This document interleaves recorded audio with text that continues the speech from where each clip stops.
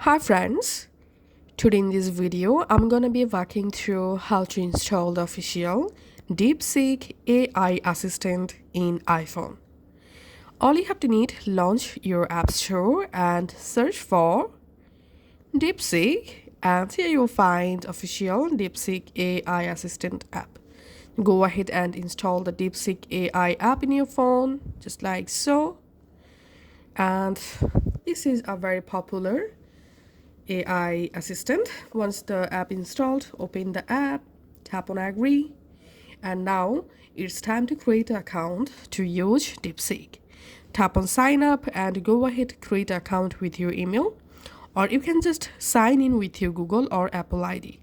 Let's sign in with Apple ID. Selecting my Apple ID, verifying my face. And here, as you can see, I've successfully signed in.